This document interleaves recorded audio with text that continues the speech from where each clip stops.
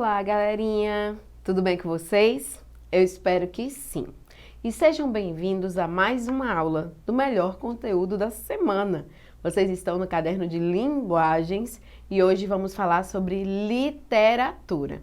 Se você já nos acompanha há algum tempo, já sabe que tem que estar com caderno, caneta, lápis, celular, tudo preparado para a aula, né? Mas você que chegou agora neste vídeo para revisar para o Enem, no pré-Enem legal, saiba que existem outros vídeos do meu componente, também de outros componentes, lá na plataforma Eduque. Não esqueça de visitar para revisar e se preparar melhor para o Exame Nacional do Ensino Médio. E o nosso caderno já tem data para acontecer, é no dia 13 de novembro. Não esqueça de separar toda a sua documentação e estar na escola indicada no cartão de confirmação no horário pré-estabelecido, tá bom? Enquanto não chega o dia, vamos estudar? Vamos lá. Na última aula, nós falamos um pouquinho sobre Tropicália. A Tropicália é um movimento, uma manifestação artística, e ela não acabou, gente. Na verdade, a Tropicália, ela é o início, né, de muitas transformações e vai continuar acontecendo na sociedade brasileira como uma forma de expressão mesmo. Claro que outras tendências também acontecerão junto com a Tropicália. Então, ali quando a Tropicália vai saindo de cena, né, como destaque, continua acontecendo, mas não mais como foco principal, nós teremos outras tendências literárias que também estarão acontecendo. Você lembra de alguma? Me conta aí se você lembra de outras tendências literárias. Você pode aí comentar no nosso vídeo, viu? Bom, se você lembrou de alguma tendência, é porque você já percebeu que existem várias formas de se expressar, não é isso? E lá na década de 20 e 30, outras formas de expressão estavam em alta, certo? Vamos lembrar o nominho delas? Realismo, muito bem, naturalismo, parnasianismo e simbolismo, não é? Foram 4 tendências que aconteceram concomitantemente. Vocês querem ver? Olha só, aqui nós temos uma publicação do Guia do Estudante e é uma revista, ela tem muitas informações sobre o Enem e aqui a gente tem apenas um fragmento, tá? Olha ali, romantismo, né? O marco inicial é 1836 e nós temos uma escola marcada pela subjetividade, sentimentalismo e liberdade formal. São esses os elementos centrais da literatura ligada à ascensão burguesa. O romantismo ele sai de cena e aí outras tendências passam a ser a forma de expressão da sociedade. Elas são realismo, nós fizemos uma aula, né, em homenagem aí ao Machado de Assis, como marco 1881, com memórias póstumas, né, e a finalização em 1922. No realismo, o autor acreditava que o mundo ele estava em processo de desencanto. Ele substitui a idealização romântica, agora pela visão racional e materialista. Mas nem todo mundo se expressava como Machado de Assis. Tinha uma galera que acabava encontrando lugar no naturalismo. O marco histórico também é 1881, com a publicação de O Cortiço, e a finalização em 1922. A produção literária dessa escola era marcada pelo avanço científico, né, e o escritor assume um papel de observador imparcial diante dos personagens. Realismo e naturalismo estavam muito próximos e estavam com a maior representatividade nos romances e nos contos. Já o parnasianismo, que aconteceu no mesmo período, ele vai ter como foco principal os poemas, né? A arte poética, tá bom? O marco é 1882 também, com as publicações no caso aqui vai ter como nome principal Olavo Bilac. Eles exaltavam a objetividade, buscavam uma forma perfeita e, numa reação aos excessos aí, eles acabavam escrevendo textos que se apegavam muito à forma de soneto, tá? E também o conteúdo aí do romantismo. Já o simbolismo, que também acontece nesse período, tem como marco histórico 1893 e a finalização em 1922. A arte poética era muito espiritualizada, centrada no poder da sugestão e na transcendência. Ela reage aos avanços da tecnologia, né? Essa tendência literária. Como vocês puderam observar, ali tem apenas a visão geral de cada uma dessas tendências. Essas 4 últimas que eu falei para vocês e que nós podemos ver na imagem, elas acontecem praticamente ao mesmo tempo, com exceção do simbolismo, que tem um marco um pouquinho depois. E vocês perceberam que elas terminam no mesmo ano? 1922. Nossa, parece ser um ano bem importante, né? Hoje nós vamos revisar por que 1922 foi um ano tão especial para a literatura. Eu quero que você abra aí um parêntese para a seguinte informação. Quando eu falo que encerrou ali em 1922, quando nós falamos assim, o que nós queremos dizer é que saiu de cena, continua sendo produzido em menor escala, mas não é mais a escola do momento. É isso que eu quero dizer. Por exemplo, vamos lá. Durante o tempo no Brasil, o forró foi um gênero musical muito tocado e muito dançado. O fato de o forró hoje não ser o gênero musical mais tocado diz que o forró acabou? Não, né, gente? Forró está aí, ainda existe e tem muita representatividade no Brasil. Só que outros gêneros estão mais famosinhos, tocam mais na rádio, então a gente acaba tendo mais contato, não é isso? A literatura, ela também funciona assim. Quando tem a finalização de uma escola literária, o que acontece, na verdade, é que aquela escola ela deixa de ser a escola em evidência, mas ela continua acontecendo ali, tendo representatividade. Alguns autores continuam escrevendo, tá bom? Tudo bem? Bom, mas o nosso ano eu já falei, né? 1922. Só que eu vou voltar um pouquinho antes. 20 anos, voltarei no tempo aí. 1902. Esse será o nosso marco. Olha só, gente. Vocês já ouviram falar desses nomes, dessas personalidades que estão aí, né?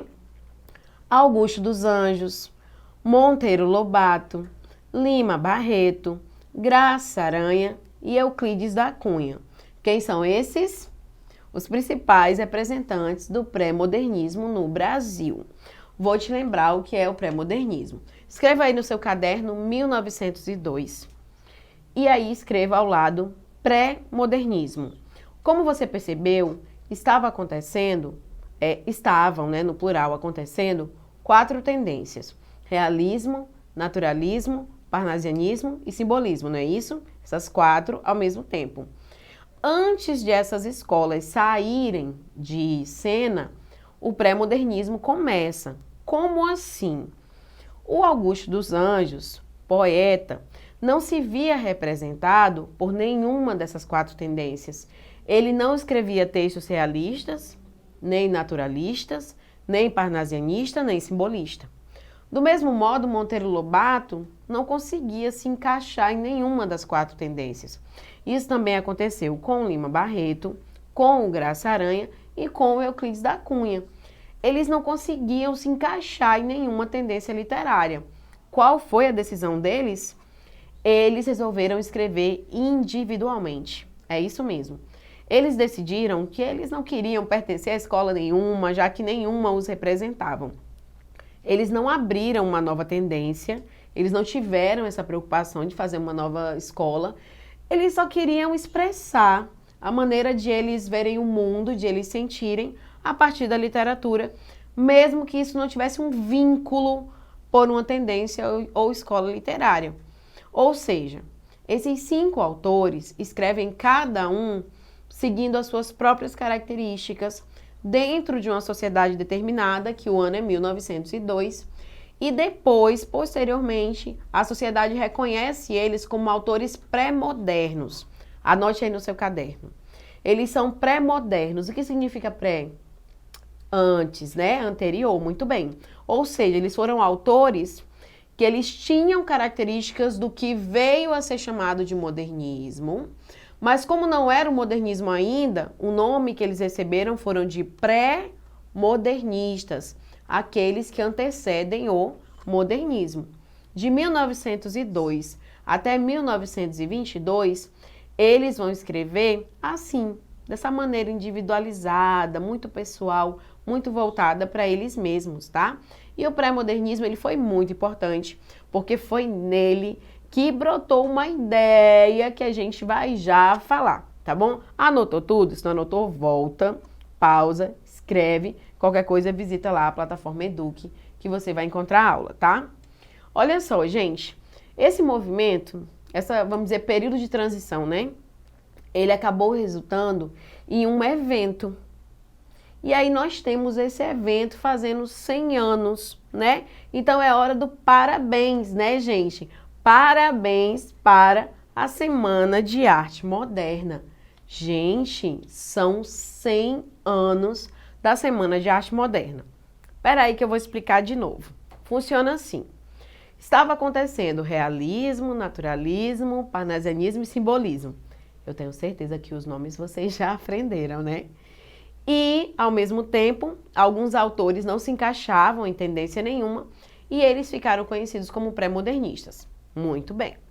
Acontece que, em dado momento, 1917, na verdade, uma artista plástica chamada Anita Malfatti trouxe para o Brasil uma exposição chamada Exposição de Arte Moderna.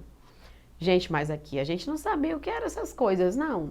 Estávamos acostumados com uma literatura mais formal, uma arte plástica mais tradicional.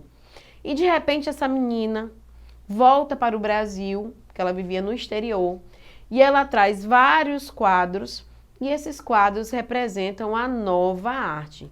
Gente, o povo estranhou pra caramba as formas de arte que ela apresentou. E ela foi severamente criticada. Um dos seus aí, né, críticos foi o Monteiro Lobato. Isso, é aquele do Sítio do Pica-Pau Amarelo mesmo. Mas ele ainda não tinha sido reconhecido, né, como esse grande autor, não. Ele era um crítico literário já, e ele também já escreveu seus romances, tá bom? E aí o Monteiro Lobato, gente, ele odiou a exposição da Anita. Ele achou horrorosa, achou que algo estava errado e publicou no jornal um artigo com o título Paranoia ou Desmistificação. E assim, com palavras muito bonitas, ele acabou criticando bastante a autora e, mesmo com palavras bonitas, gente, né, a crítica acabou afetando muito a Anita, porque não adianta enfeitar para as críticas, né? E aí a Anita, ela fica muito triste, ela se isola ali do grupo social, né, do qual ela estava inserida, e ela acaba encontrando alguns apoiadores, tá? Os amigos da Anita vão ali dar um apoio para ela. E são esses amigos, chamados de Grupo dos Cinco, que vão idealizar o que vem a acontecer 5 anos depois, né? Veio a acontecer 5 anos depois. Que foi a Semana de Arte Moderna, a SAM, tá? Então, a Semana de Arte Moderna demorou 5 anos depois desse evento da Anita Malfatti para acontecer, e ela veio de fato para quebrar, fazer ruptura, trazer uma nova arte, mostrar aos brasileiros que a Anita não estava louca, que ela não estava numa paranoia e que sim, essa era a nova arte na Europa, tá bom? Olha só, gente, 100 anos da Semana de Arte Moderna. Vocês reconhecem alguns desses elementos? Olha o que nós temos aí, ali em cima. Você conhece aquele símbolo? Será que você já viu algum desses livros, algum desses manifestos, né? Aqui, nessa arte feita para a comemoração dos 100 anos, nós temos elementos da pintura da grande artista plástica Tarsila do Amaral. Nós temos uma representação do Manifesto Pau-Brasil. Nós temos ainda ali o livro, né, Pauliceia Desvairada, que foi daquele período, e a arte do Di Cavalcante, certo? Aqui, a pessoa que, né, idealizou essa arte, ela buscou mostrar um pouco de como a arte chegou em 1922 para os brasileiros. Lembrando que já vinha acontecendo antes aí na Europa. Em 1917 temos a primeira exposição e aí em 22 temos de modo oficial a Semana de Arte Moderna. Gente, tem alguma coisa estranha nesse tipo de arte? Possivelmente você vai dizer que não, porque você já viu várias obras que se parecem com os elementos que você está vendo aqui, que trazem essas cores mais fortes, que trazem aí as temáticas brasileiras. Mas vocês acreditam que antes de 22 isso não era comum? É isso mesmo. Não era comum termos acesso a quadros plásticos que não seguissem o tradicionalismo, sabe? Aqueles quadros acadêmicos. O mesmo acontecia com os poemas, os contos, as músicas, os romances. Eles eram todos tradicionais. Só que a Europa mudou. Lá aconteceu uma coisa chamada de vanguardas europeias, que é a nossa próxima aula, tá? Para você poder revisar. E os nossos autores, eles foram muito influenciados por essas vanguardas. E aí eles voltam para o Brasil, a maior parte deles, com o intuito de trazer para os brasileiros esse novo ar, né? Essa nova forma de ver da literatura a partir das transformações aí, tá bom? O que vocês estão vendo agora é o cartaz de apresentação da Semana de Arte Moderna. Ele foi produzido pelo Di Cavalcanti.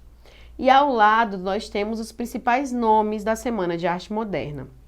Essa moça linda que vocês estão vendo, de coque no cabelo, é a Tarsila do Amaral.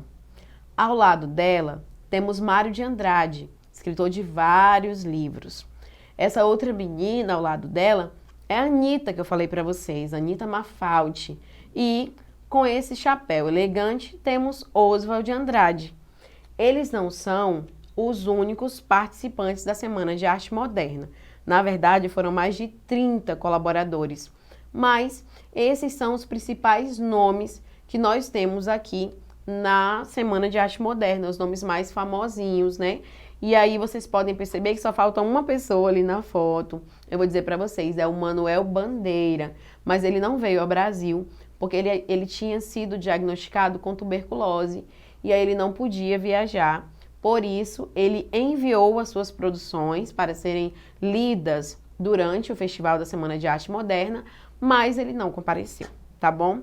Tudo anotadinho aí, né, gente? Bom, gente, a Semana de Arte Moderna acho que foi o rolê daquela década. Sabe por quê? Porque se vocês imaginam no momento que a internet ainda não era usada, um momento em que nós ainda não tínhamos a TV em cores, um momento em que a própria literatura e arte era tão tradicional, e de repente o jornal impresso anunciava uma semana de arte moderna para você participar. Imaginem aí a galera se arrumando, perguntando quem ia. Sim, muitas pessoas estiveram lá para assistir essa manifestação que foi tão importante para a nossa literatura e que completa 100 anos e com certeza será cobrado no Enem esse conteúdo, hein, gente?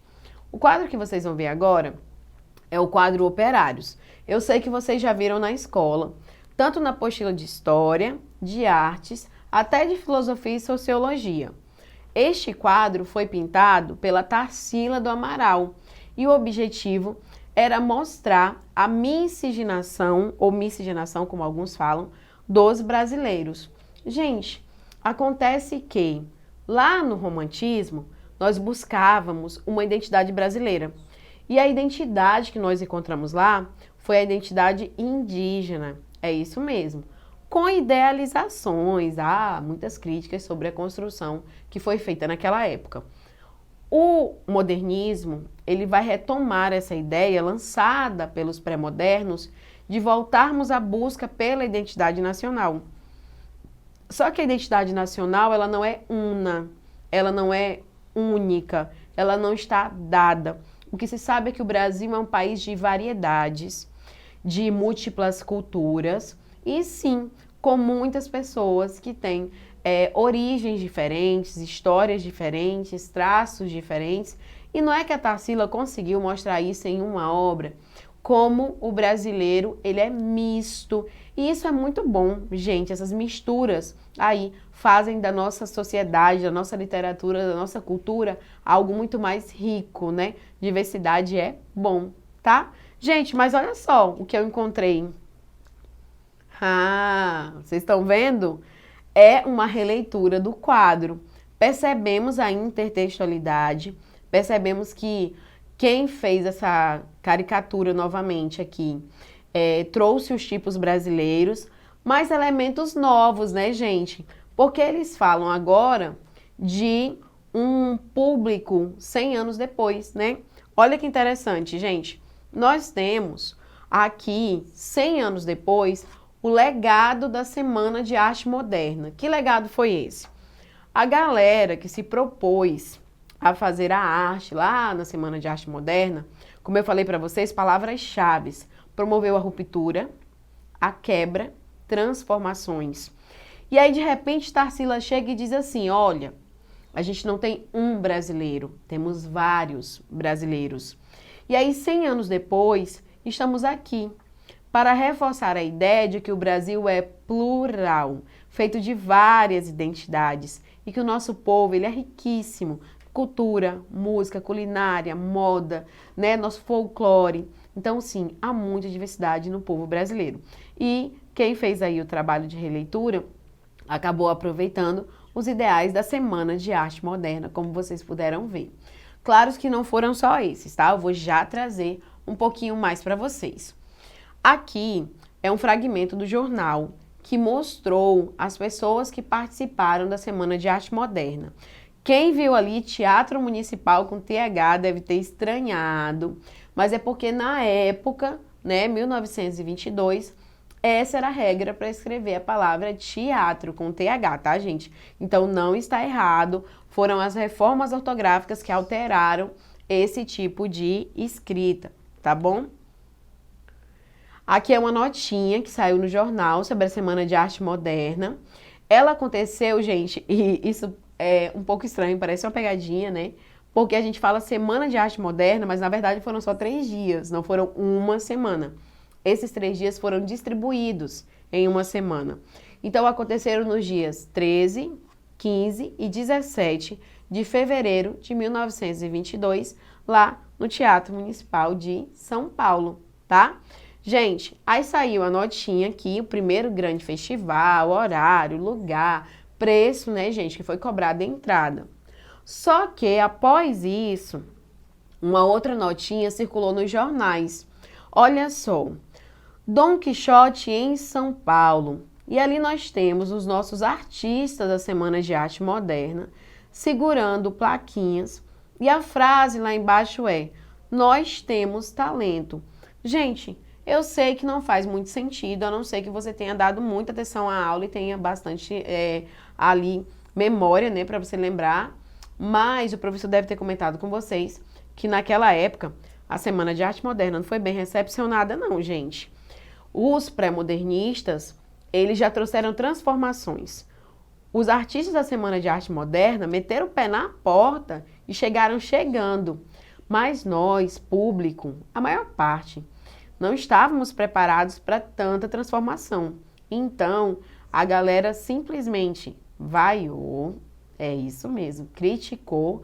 Houve até notinha no jornal, como vocês puderam ver, criticando os artistas. Os artistas estavam bastante chateados. O motivo disso é porque outros autores que fizeram obras não tão transformadoras foram reconhecidos pela literatura. Os parnasianistas, por exemplo, que tinham a bandeira da arte pela arte, eles tiveram muita representatividade, muito reconhecimento do público. Os seus poemas eram lidos nas escolas, eles eram associados ao cânone literário, né, a literatura que se devia seguir. E logo eles, que estavam propondo o primeiro contato, né, o segundo, na verdade, com a Semana de Arte Moderna, com a arte da Europa, sendo que eles traziam Brasil, cultura brasileira, transformações, experimentaram muita coisa nova, a galera não estava preparada para aplaudir, né? Tempos depois, a Semana de Arte Moderna, ela passa a figurar como um marco na literatura brasileira. Então, eles foram reconhecidos posteriormente. Na semana, não, gente, né? E ali, quando disse Dom Quixote em São Paulo, é a ilusão, né? Relacionada à metáfora aí do livro de literatura Dom Quixote, né? Aquele que vê um gigante, na verdade, luta contra um moinho de vento. Aí criticando, né, os participantes da Semana de Arte Moderna, tá? tá bom? Gente, nós tivemos ainda alguns artistas que eles vieram de outros países para participar, tá bom? Então, se você já ouviu o nome de um outro artista e que ele não é brasileiro, sim, aconteceu na Semana de Arte Moderna, muita colaboração estrangeira, tá? Vamos falar aqui de algumas características. Prepara o celular, vamos lá? Uma vez que o intuito dos artistas era chocar o público e trazer à tona outras maneiras de sentir, ver e fruir a arte, as características desse momento foram, vamos lá? Ausência de formalismo, ruptura, quebra com as regras, que é o academicismo e o tradicionalismo. Crítica ao modelo parnasiano, que era fixo, que se voltava muito mais à forma do que às críticas que precisavam fazer à sociedade daquela época. Influência das vanguardas artísticas europeias, que foram futurismo, cubismo, dadaísmo, surrealismo e expressionismo. Valorização da identidade e cultura brasileira. Isso é uma bandeira e é muito cobrada no Enem, viu, gente? Fusão, mistura de influências externas com os elementos brasileiros. Aconteceram muitas experimentações estéticas, a galera testando para ver se ficava bom, qual, né, é a mensagem que eles queriam transmitir dentro daquelas novas características, tentando construir novas características também. Muita liberdade de expressão, aproximação da linguagem oral. Eu quero até fazer um parêntese aqui. Essa linguagem oral, que é a linguagem falada, é a aproximação para 1922, tá, gente? Então, quando vocês lerem, vocês ainda vão perceber certa formalidade, tá? Temos ainda com a utilização da linguagem coloquial e vulgar. E, por último, os trabalhos voltavam-se a temáticas nacionais e cotidianas, como vocês puderam ver aí, tá? Gente, nossa, quanta informação sobre a Semana de Arte Moderna, né? Espero que vocês tenham revisado bastante. Agora eu vou mostrar para vocês uma questãozinha, né, de praxe aqui, uma questãozinha do Enem. A questão foi aplicada em 2010. Após estudar na Europa, Anita Malfatti retornou ao Brasil com uma mostra que abalou a cultura nacional no início do século XX.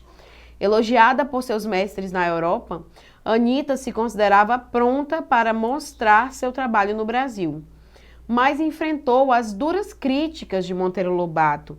Com a intenção de criar uma arte que valorizasse a cultura brasileira, Anita Malfatti e outros modernistas buscavam libertar a arte brasileira das normas acadêmicas europeias, valorizando as cores, a originalidade e os temas nacionais. B. Defenderam a liberdade limitada de uso da cor, até então utilizada de forma irrestrita, afetando a criação artística nacional. C. Representavam a ideia de que a arte deveria copiar fielmente a natureza, tendo como finalidade a prática educativa. D. Mantiveram de forma fiel a realidade das figuras retratadas, defendendo uma liberdade artística ligada à tradição acadêmica. E letra E. Buscaram a liberdade na composição de suas figuras, respeitando limites dos temas abordados.